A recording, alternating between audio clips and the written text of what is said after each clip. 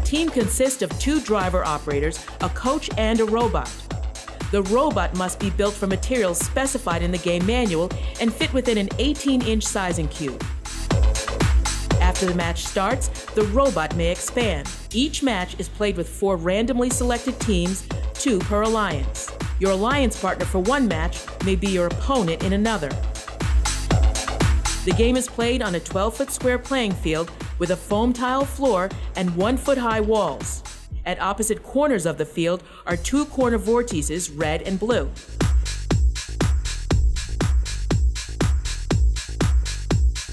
Between them is the center vortex, which can freely rotate. 4 beacons are mounted on top of the field walls. Below each beacon is a unique vision pattern for navigation. A white tape stripe leads up to each beacon.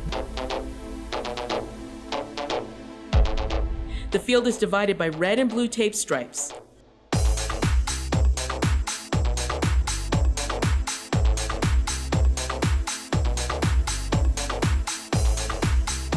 The Velocity Vortex game includes particles that are 3.75 inches in diameter. There are also 2 cap balls 21-inch in diameter. The cap balls are placed in the center vortex assembly. Teams place their robots on the field, touching the wall in front of their alliance stations. They may preload 1 or 2 particles, up to 3 per alliance.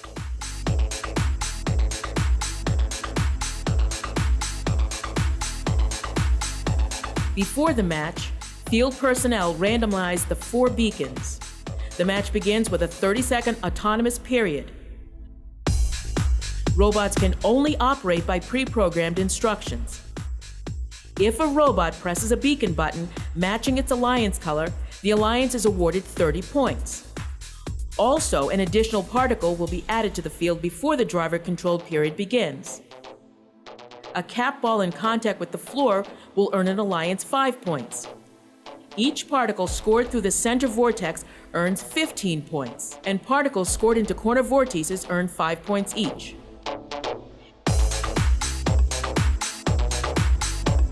At the end of the autonomous period, if a robot is parked partially on the center vortex base or corner vortex ramp, that alliance is awarded 5 points each.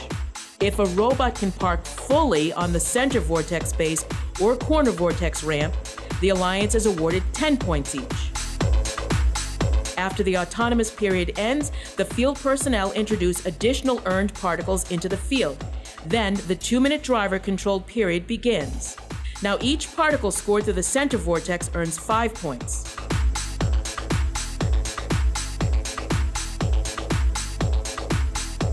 Particles scored into corner vortexes earn 1 point each. During the driver-controlled period, alliances may capture or recapture a beacon. Whichever color is lit up at the end of that match earns that alliance 10 points. The last 30 seconds of the driver-controlled period is the end game. During this time, robots may lift the cap balls to earn extra points. If your robot is holding a cap ball off the playing field floor at the end of the match, your alliance is awarded 10 points.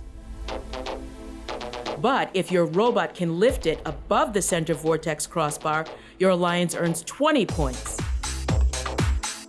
And if a center vortex is capped, that alliance gets 40 points.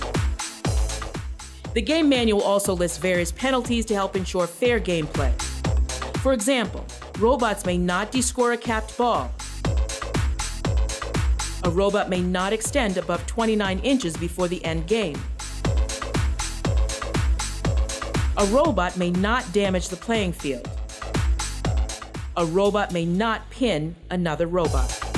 This has been a brief summary of the Velocity Vortex game and does not include the latest updates. Please carefully read the game manual and the game forum for the complete rules. We want you to have fun and be competitive, but please remember gracious professionalism, both on and off the playing field. Have fun and good luck this season. Go First Tech Challenge!